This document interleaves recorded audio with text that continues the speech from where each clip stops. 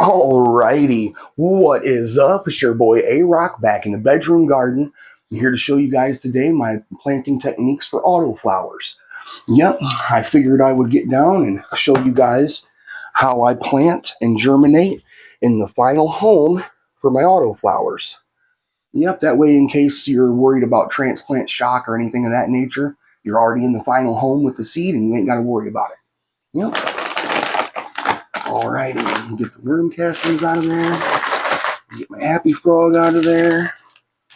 Alrighty, now I'm using a 3-gallon pot, which is actually a modified Dollar General 3-gallon bathroom trash can. I put training holes around it and, of course, drain holes in the bottom of it, and they work as really well solid-walled pots.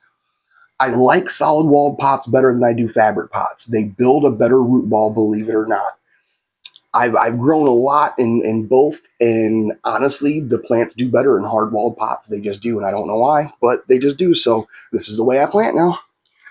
Alrighty, let's get it full of soil here.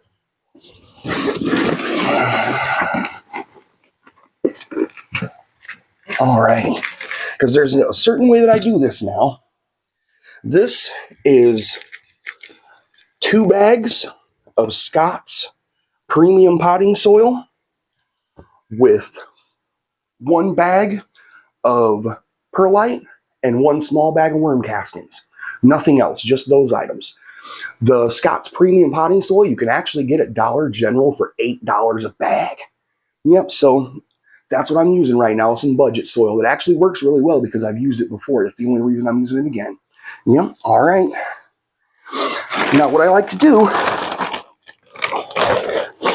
is I like to get the pot so full until you can get a glass sticking up just a little bit out of it, right? And then what I like to do is I like to leave that glass in there, and I like to put the dirt in around the glass so that there's an empty cavity, basically a glass worth of a hole in the middle of the top of the pot for me to put Happy Frog Fox Farm soil in. Happy Frog, I've germinated my seed into soil in Happy Frog ever since I've started growing, and I literally had a 99.9% germination rate every time.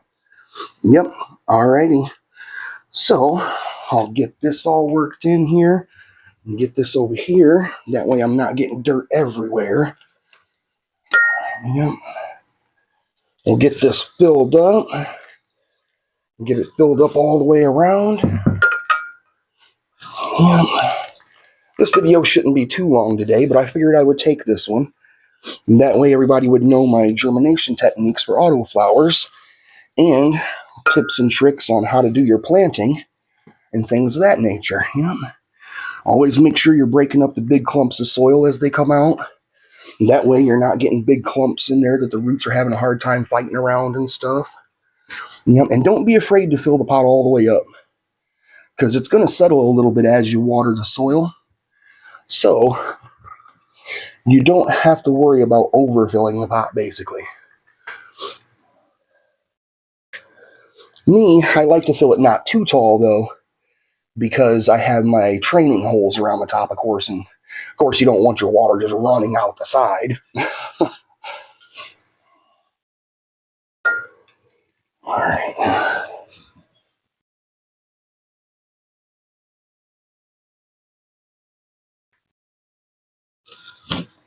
Just a little bit more.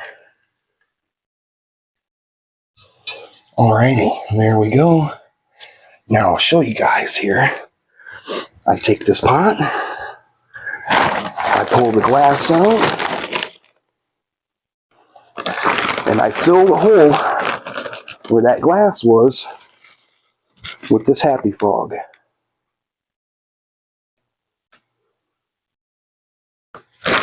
Yep. Yep.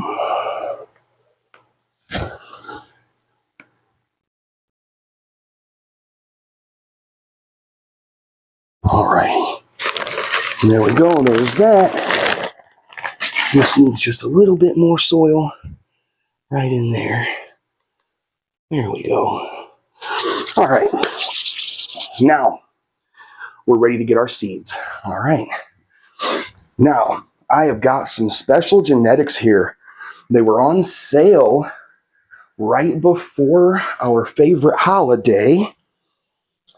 And I got a 10-pack of Gorilla Z from 420 Fast Buds. Or now just Fast Buds.